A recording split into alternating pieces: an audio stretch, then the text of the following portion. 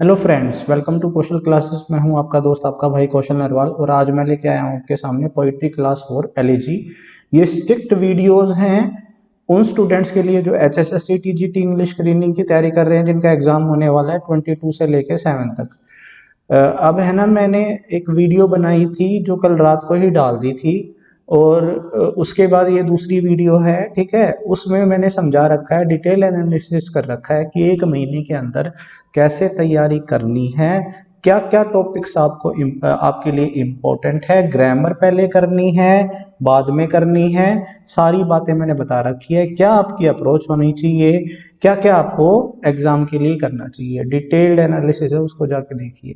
दूसरा, जो मुझे फॉलो कर रहे हैं स्टूडेंट्स, देखो डेली की बात है, डेली नहीं कहनी चाहिए। सबसे पहले कमेंट कर दो प्रेजेंट सर, आप प्रेजेंट हैं।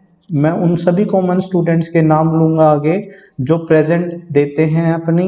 एक लाइक कर दीजिए, लाइक करने के बाद एक शेयर कर दीजिए। अच्छा, ये लाइक और शेयर क्यों बोल रहा हूं मैं?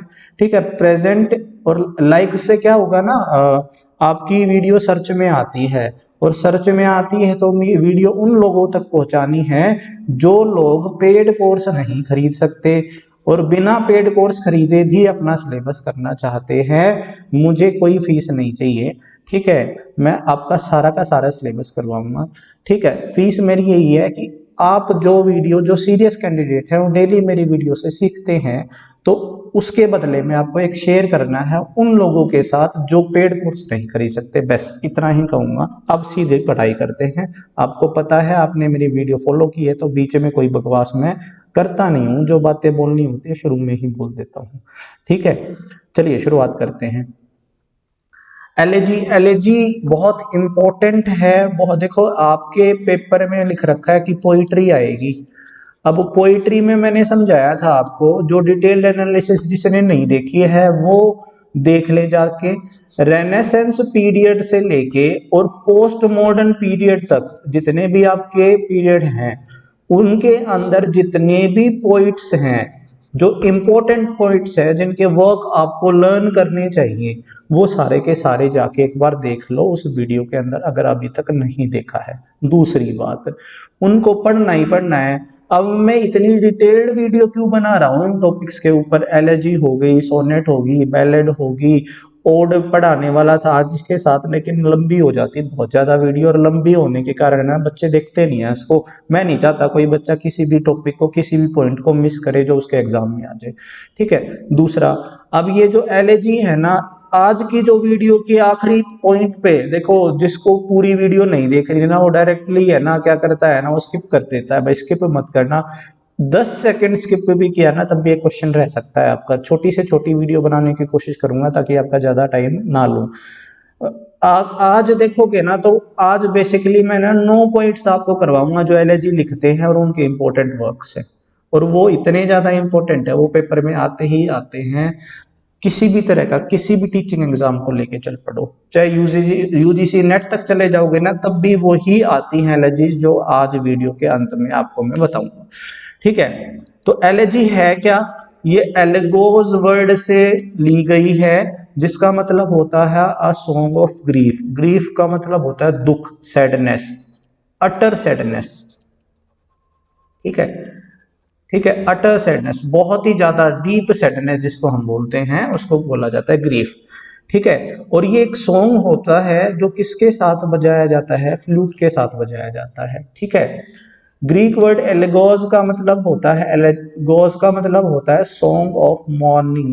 Morning, song of morning, song of morning. जल्दी से कमेंट सेक्शन में इसका फोनेटिक्स लिख के दिखा दो मुझे। फोनेटिक्स की क्लास मैंने सुबह डाल दी थी, और कल आ जाएंगे इनके सिंबल्स की क्लास। ठीक है, कल सिंबल्स की क्लास आ जाएगी, उसको तो है ना 10 बार देख लेना पेपर से पहले, उसी से क्वेश्चन आएगा आपका। तो ये क्या होता है? एक फ्यूनरल सॉन्ग होता है। सॉन्ग ऑफ मॉर्निंग मतलब मॉर्निंग होता है, या मॉर्निंग नहीं होता है, आर साउंड इसमें साइलेंट होती है। ट्रांसक्रिप्शन मैंने क्यों बोला? क्योंकि इंपॉर्टेंट वर्ड है, पेपर में आ सकता है। ठीक है, ये क्या होता है? मॉर्निंग भी क्या होता है? ग्रीफ होता है, दुख जाहिर करने के लिए। जब किसी को दुख होता है ना, तो वो लेमेंटेशन करता है, मॉर्निंग करता है, उसको जाहिर करने के लिए ही एलेजी लिखी जाती है। तो यहाँ पे it is A funeral song, ये फ्यूनरल सॉन्ग होता है, यानी कि किसी के मरने के बाद ये गाया जाता है या लिखा जाता है। It is a sustained poem. Sustained का मतलब क्या है? सस्टेन्ड का मतलब होता है long. It is a long poem, एक बड़ी कविता होती है। अच्छा, ये पोयम नहीं होता, इसको बोलते हैं पॉम, ठीक है। An elegy is a poem of serious reflection. ये सीरियस रिफ्लेक्शन होता है, सीरियस रिफ्लेक्शन होता है। Usually a lament for dead. Lament यानी कि जब हम मॉर्निंग करते हैं, मॉर्निंग का मतलब क्या है? हम दुख जाहिर करते हैं, अपनी पीड़ा दिखाते हैं। जैसे कि है ना भाई, अपने हरियाणा में क्या होता है कि हरियाणा में क्या, इंडिया में हर जगह होता है कि है ना 13वीं मनाते हैं या 17वीं मनाते हैं, तो 13वीं से पहले का जो टाइम है ना, वो दुख मनाने के लिए रखा जाता है। कि उस टाइम पे हमारे घर में ना तो टीवी चलता है, ना ही उस टाइम पे हमारे घर में अगर किसी की डेथ हो जाती है ना, तो ना ही कोई किसी के घर पे फंक्शन होता है, 6 महीने तक फंक्शन नहीं होता है। तो वो मॉर्निंग पीरियड होता है, उस तरीके के पीरियड को मॉर्निंग यानी कि दुख मनाना किसी मरने के बाद। तो एलेजी उसी दुख को मनाने के लिए, अगर बहुत ज्यादा किसी के जाने का कष्ट होता है ना, किसी के जाने की पीड़ा होती है, किसी के जाने का दुख होता है, उसकी याद में लिखी जाने वाली जो पोम है ना, उसको हम क्या बोलते हैं? एलेजी बोलते हैं। It offers a poet to express his sorrow, यानी कि ये पोइट को अपना दुख व्यतीत करने के लिए लिखी जाती है on the death of his dear and near. अपने जो आसपास के, अपने जो करीबी हैं, उनकी डेथ हो जाती है तो ही वो पोएट जो है एलिजी लिखते हैं, ठीक है। एलिजी किससे आइडेंटिफाई की जा सकती है? इसकी थीम से और इसके सब्जेक्ट मैटर से। थीम और सब्जेक्ट मैटर किसका होगा? लेमेंटेशन का होगा। लेमेंटेशन का मतलब क्या है? दुख भरा होगा, सोरोफुल होगा, ठीक है, मोरोज होगा। ये सभी उदासीन चीजों को बताते हैं, दुखी चीजों को बताते हैं। Poet can choose any meter. भाई देखो, जो एलिजी होती है ना, उसका कोई भी मीटर डिफाइन नहीं होता। मीटर की, राइम की इसके अंदर जरूरत ही नहीं होती। तो सीधा क्वेश्चन आ सकता है, क्या एलिजी का कोई मीटर होता है? भाई नॉट डिफाइंड। पोइट की मर्जी है, पोइट के ऊपर है कि वो कौन से मीटर का यूज करना चाहता है, ठीक है। अच्छा, एलिजी किस फॉर्म में? जैसे पहले जो होता था हमारा, वो किस फॉर्म में होता था? ओरल फॉर्म में होता था, जैसे ट्रेडिशनल। एलेजी किस किस में हो सकती है, किसके लिए यूज की जाती है? भाई रीडिंग के लिए यूज की जाती है और सिंगिंग के लिए यूज की जाती है। वेरी इंपॉर्टेंट, यानी कि ये रिटन पोएम की फॉर्म में भी यूज की जाती है, पोएम की फॉर्म में भी यूज की जाती है, और सिंगिंग फॉर्म में भी यूज की जाती है। देखो, राइम स्कीम ग्रीक और जो रोमन लिटरेचर है ना, इस ग्रीक और रोमन लिटरेचर के अंदर है ना, ऐसी पोएम्स ऐसी पोम्स ऐसी पॉम्स जो इरेगुलर, रेगुलर नहीं इरेगुलर, फर्क नहीं पड़ता भाई किस तरीके से यूज किया है, कभी स्ट्रेस आगे यूज कर लिया, कभी अनस्ट्रेस आगे यूज कर लिया। मीटर क्या है? पेंटामीटर क्या है? अभी तक आपने सोनेट, बैले, लिरिक, ये अगर वीडियोस नहीं देखी हैं, फॉर्म्स ऑफ पोइट्री नहीं देखी हैं, तो जाके देख लो मेरे भाई। उसमें मैंने बड़े अच्छे से समझा रखा है कि मीटर क्या होता है, सिलेबल क्या होता है, पेयर क्या होता है, ठीक है, फुट क्या होता है, ये सारी चीजें मैंने समझा रखी है। वहां पे जाके देख लीजिए अगर पहली बार आप ये वीडियो देख रहे हैं, ठीक है। तो वो क्या इरेगुलर हेक्सामीटर का यूज करते हैं या पेंटामीटर का यूज करते हैं? हेक्सा यानी कि 6 पेयर्स, हेक्स जहां पे आ जाएगा वो 6 पेयर, और यहाँ पे पेंटामीटर यानी कि 5 पेयर्स, 5 पेयर्स का यूज करते हैं, ठीक है। 6 पेयर्स और 5 पेयर्स का यूज करते हैं, किसका? स्ट्रेस सिलेबल्स का और अनस्ट्रेस सिलेबल्स का, ठीक है। स्ट्रेस सिलेबस क्या होता है, अनस्ट्रेस क्या होता है, पीछे जाके वीडियो में देख लीजिए। अच्छा, पूछ लेना एलिजी की कितनी स्टेज होती हैं? भाई 3 स्टेज होती है यूजुअली। सभी इसको फॉलो नहीं करते। यूजुअली मैंने एक वर्ड बोला है तो स्ट्रिक्ट नहीं होता, इसका पैटर्न पॉइंट के ऊपर डिपेंड करता है कि वो कैसे उसको लिखता है। पहली स्टेज होती है ग्रीफ। ग्रीफ यानी कि वो दुख जाहिर करता है बताता है, इंट्रोडक्शन देता है कि किसके बारे में दुख बता रहा है, कि कौन था वो जो जिसके बारे में उसको इतना दुख हुआ, इतना ग्रीफ हुआ कि उसको पोयम लिखने तक अपने दुख को पोयम के रूप में कन्वर्ट करने का उसका मन किया। ठीक है, उसके बाद सेकंड पार्ट में वो क्या करता है, प्रेज ऑफ द डेड, जो मर चुका है ना उसके बारे में उसको वो एडमायर करता है, उसकी तारीफ करता है, वो कैसा इंसान था। देखो जब हमारे घर पे भी कोई डेथ हो जाती है ना, तो मरने के बाद चाहे उसमें लाख बुराई हो, मरने के बाद हमेशा उसकी अच्छाइयाँ ही गिनवाई जाती हैं। तो सेकंड पार्ट में यही वो करता है। और थर्ड में कॉन्सोलेशन टूवर्ड्स द लॉस, उसकी भरपाई करने की कोशिश करता है कि किस तरीके से जो उसका जो लॉस हुआ है उस व्यक्ति की वजह से, उस चीज की वजह से। अच्छा, ये किसके बारे में हो सकता है? क्या सिर्फ पर्सन के बारे में लिखा जाता है? नहीं भाई, कोई भी थिंग भी हो सकती है और कोई भी पर्सन भी हो सकता है। थिंग और पर्सन दोनों के बारे में इसका यूज किया जा सकता है। ठीक है, चलिए आगे पढ़ते हैं। टाइप्स ऑफ एलर्जीज कौन कौन सी टाइप की होंगी? देखो भाई, पर्सनल एलर्जी हो गया और इम्पर्सनल एलर्जी हो गया। ये अभी समझा देता हूँ। पर्सनल एलर्जी क्या होती है? अगर उसके अंदर फर्स्ट पर्सन का यूज करता है। ठीक है, डायरेक्ट क्वेश्चन आता है, पर्सनल एलर्जी में कौन से प्रोनाउन का यूज करता है? फर्स्ट पर्सन का यूज करता है, यानी कि वो सेल्फ से रिलेटेड होता है। क्लोज फ्रेंड से रिलेटिव, क्लोज फ्रेंड हो गया, रिलेटिव हो गया, इंडिविजुअल हो गया, ये पर्सनल होते हैं। ठीक है, इम्पर्सनल जो एलर्जीज होती है ये किसके लिए यूज की जाती है? मिसफॉर्च्यून ऑफ द मैनकाइंड, यानी कि ये यूज की जाती है जनरल पीपल के बारे में। जो लोग होते हैं ना, समाज में रहने वाले जो लोग होते हैं, उनसे रिलेटेड अगर एलर्जीज लिखी जाती हैं तो वो इम्पर्सनल होगी। क्लोज फ्रेंड हो गया या फर्स्ट पर्सन का यूज किया, स्ट्रिक्ट नहीं है, यूजुअली की बात कर रहा हूं मैं यहाँ पे। ठीक है, क्योंकि एलर्जीज स्ट्रिक्ट राइम स्कीम या भाई स्ट्रक्चर को फॉलो नहीं करती है। क्लासिकल एलर्जीज कौन सी होती हैं? जिसके अंदर एलर्जिक कपलेट का यूज किया जाता है, 2 लाइन स्टैंजा यूज किया जाता है। Each couplet has a hexameter verse followed by a pentameter verse. तो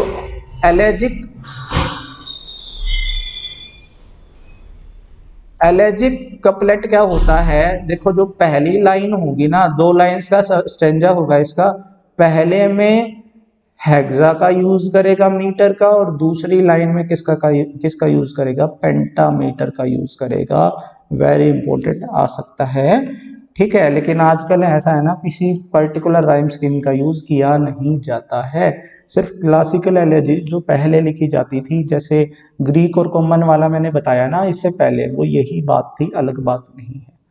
ठीक है, डर्ज और एलर्जी में क्या डिफरेंस होता है? डर्ज क्या होता है? देखो, डर्ज क्या होता है? It is a versified expression. Versified यानी कि जो वर्स में लिखा जाता है, पोम के रूप में लिखा जाता है। ठीक है, पोइटिक रूप में लिखा जाता है, पोम के रूप में लिखा जाता है। ऑफ ग्रीफ, यानी कि अपने दुख को व्यतीत करने के लिए जब कोई सॉन्ग या पोम लिखी जाती है, on the occasion of particular persons death. देखो, एलर्जी भी यही होती है और डर्ज भी यही होती है, तो दोनों में डिफरेंस क्या होगा? सबसे इंपॉर्टेंट बात यही आके फंस जाती है। डर्ज क्या होती है? ये भी किसी पर्सन के पर्टिकुलर डेथ के ऊपर लिखी जाती है, और एलर्जी भी उसी पर्सन की डेथ या किसी चीज के नष्ट होने पर लिखी जाती है। जो फेमस डर्ज है ना, वो कौन सी है? फुल फैथम 5 दाई फादर लाइज, ये विलियम शेक्सपियर की है। लर्न कर लेना, क्योंकि विलियम शेक्सपियर हैं तो विलियम शेक्सपियर है, तो इंपॉर्टेंट क्वेश्चन बन जाता है। एलर्जी और डर्ज में क्या डिफरेंस है? ये सॉरी, यहाँ पे गलत दे रखा है, ये इसको ठीक कर लेना। ये फॉर्मल पोएम होती है, लॉन्ग पोएम होती है, to be read and sung, गाई भी जा सकती है और पढ़ी भी जा सकती है, यानी कि रिटर्न फॉर्म में होती है, उसको पढ़ भी सकते हैं और गा भी सकते हैं। अच्छा, डर्ज के बारे में, ये लेस फॉर्मल होती है। देखो, एलर्जी जो होगी फॉर्मल होगी और डर्ज जो होगी वो आपकी लेस फॉर्मल होगी। डर्ज शॉर्ट पोम होती है और ये सिर्फ गाई जाती है, इसको पढ़ा नहीं जा सकता। Very very very important point. Paper से पहले कैसे क्वेश्चन पढ़ने चाहिए आपके सामने है, ऐसे क्वेश्चन पढ़ने चाहिए। पेस्टोरल एलिजी, अब देखो पेपर में आता है ना, तो पेपर में दो ही क्वेश्चन आते हैं। पहला क्वेश्चन, एलिजी क्या होती है, व्हाट इज एलिजी। एलिजी क्या होती है, ये एक सॉन्ग होता है या पोएम होती है। अभी अभी मैंने पहली स्लाइड पे बताया, सॉन्ग या पोएम होती है आपकी, जो क्या करती है, ये किसके लिए लिखी जाती है, सॉन्ग या पोएम ऑफ लेमेंटेशन, दुख व्यतीत करने के लिए लिखी जाती है। ये कीवर्ड याद कर लेना, इसी से पेपर में आ जाएगा। पहली बात, अ सॉन्ग और poem that is used to show lamentation, दुख व्यतीत करने के लिए जो पोम यूज होती है उसको हम एलिजी बोलते हैं। अब पेस्टोरल एलिजी क्या होता है, ये स्पेसिफाइड काइंड होता है। अगर ये क्वेश्चन नहीं आया ना तो दूसरा क्वेश्चन यही आएगा कि पेस्टोरल एलिजी क्या होती है। पेस्टर वर्ड जो है ना, पेस्टर वर्ड से बनी है, पेस्टर वर्ड से बनी है। पेस्टर का मतलब होता है शेफर्ड, शेफर्ड वर्ड होता है, यानी कि ये बेसिकली है ना किस फॉर्म में लिखी जाती है, रूरल फिगर में लिखी जाती है। रूरल जो फिगर्स होते हैं यानी कि देहाती रूप में जो लिखी जाती है, उसके अंदर जो पोइट होता है ना, वो अपने आप को कंसीडर करता है एज अ शेफर्ड। ठीक है, आगे पढ़ते हैं। सबसे पहले इंपॉर्टेंट बात डिस्कस कर लेते हैं, किस दौरान ये फेमस थी। किस दौरान फेमस थी हमारा, ये फेमस थी हमारे रेनेसेंस पीरियड में फेमस थी। यानी कि अगर मैं बात करूँ ना तो ये 1798 के बाद फेमस थी, तो 18th सेंचुरी खत्म हो गई थी, तो सेंचुरी पूछ ले तो 19th सेंचुरी में फेमस थी।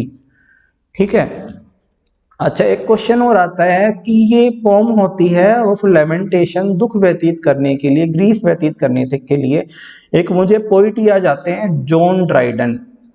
जॉन ड्राइडन, ठीक है, ये जो जॉन ड्राइडन थी ना, इनकी जो एलर्जीज थी, इनकी एलर्जीज जो थी वो लव एलर्जीज मानी जाती हैं। क्या मानी जाती है, लव एलर्जी। बहुत इंपॉर्टेंट क्वेश्चन है, नोट डाउन कर लेना।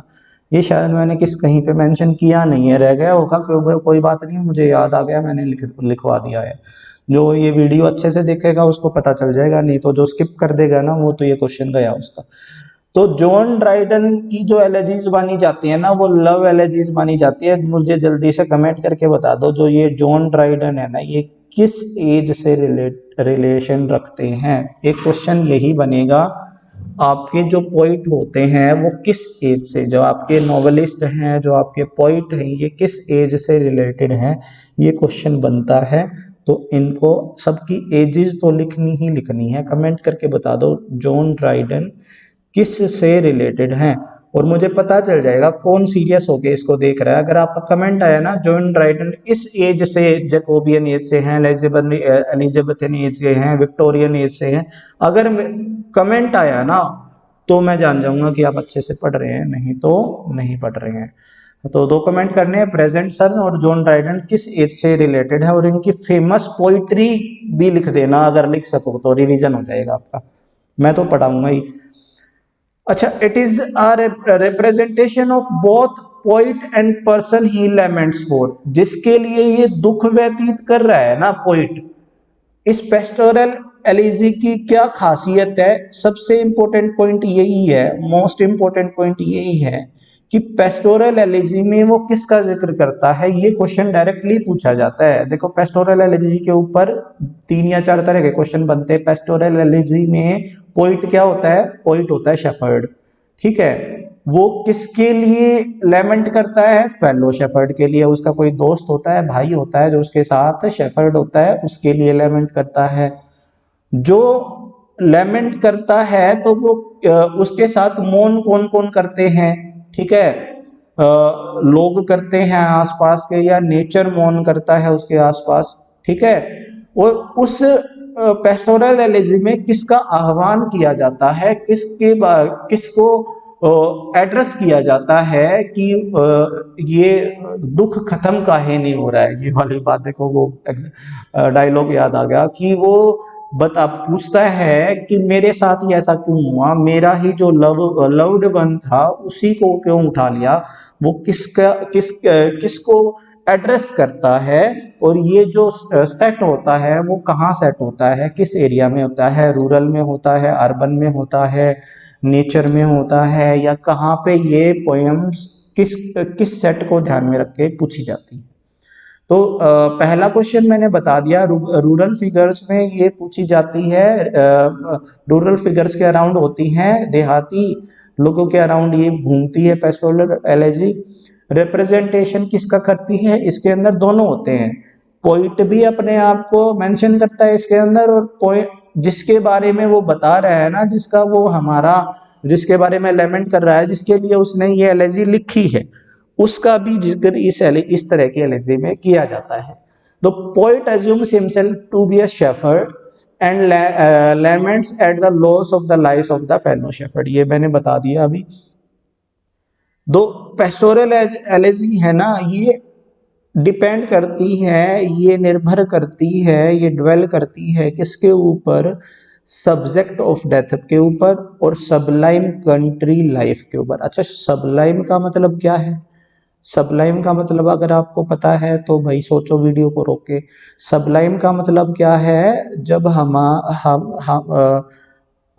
वेरी इंप्रेसिव, वेरी इंप्रेसिव, ठीक है, वेरी इंप्रेसिव सबलाइम होता है, या बहुत ही ज़्यादा ब्यूटिक कोई चीज़ है, बहुत ही ज़्यादा सुंदर जो कोई चीज़ है, या भाई किसी को हम ये बोलते हैं कि ये तो बहुत ही ज़्यादा अच्छा है, या किसी को प्रायोरिटी देती हैं, ठीक है, उसके लिए सबलाइम का यूज़ किया जाता है, ठीक है।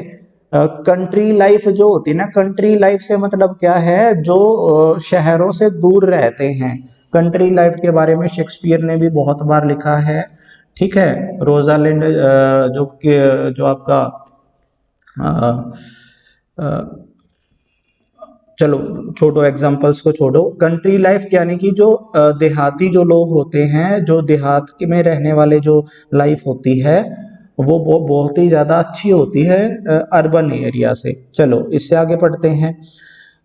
किस किस चीज़ों का जिक्र करता है वो? गोट्स का जिक्र करता है पेस्टोरल एलेजी में, शीप का करता है, पास्चर्स का करता है, पेस्टोरल गोट्स का करता है, गॉडेसेस का करता है, फॉन्स का करता है, और सेटेज का करता है, ठीक है।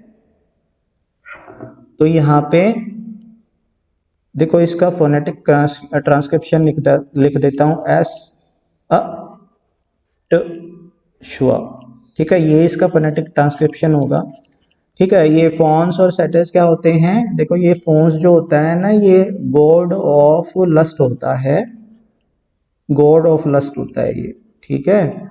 और ये होता है गॉड ऑफ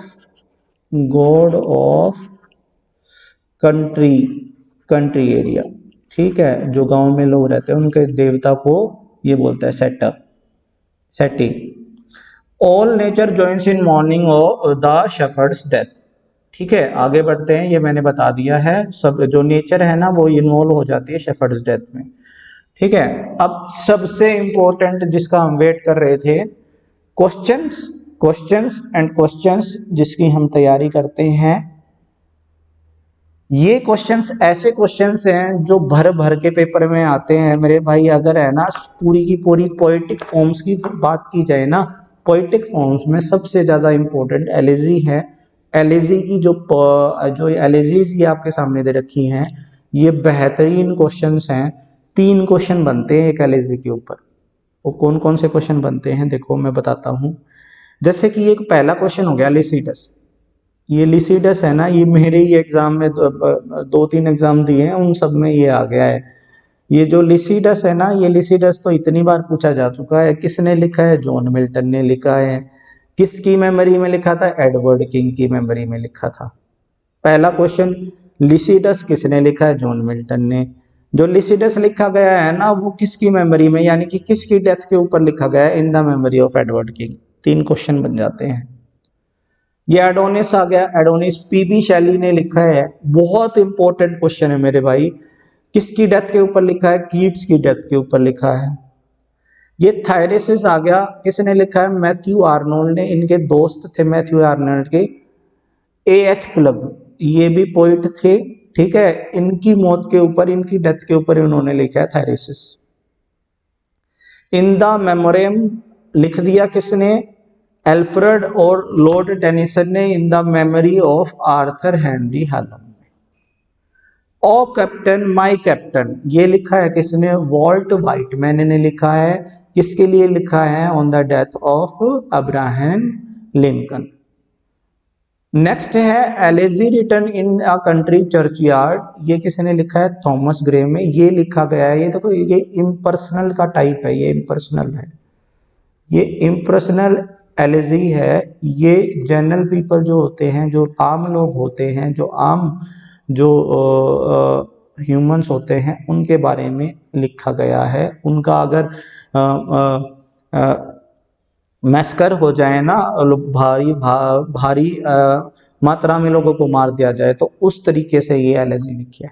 एस्ट्रोफेल बहुत बहुत इंपॉर्टेंट है, किसने लिखी है? एडमंड स्पेंसर ने लिखी है। किसकी डेथ पे लिखी है? The death of sir Philip Sydney.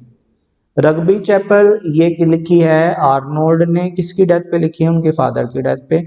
और एक हो गया इन the memory of W.B. East, ये W.H. ओडन ने लिखी है। W.H. ओडन ने एक और लिखी है इन द मेमोरी ऑफ, किसकी डेथ पे लिखी है? याद आने दो, मैं बताता हूं आपको।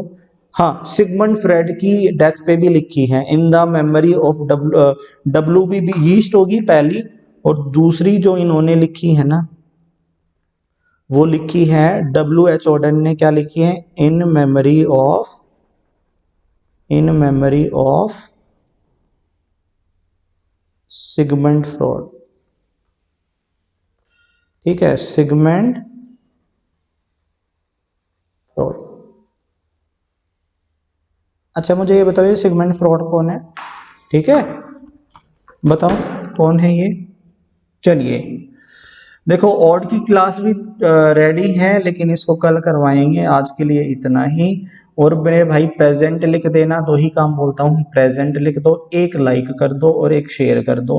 सबसे नहीं चाहिए, जो रेगुलर आते हैं ना उनसे चाहिए, ठीक है।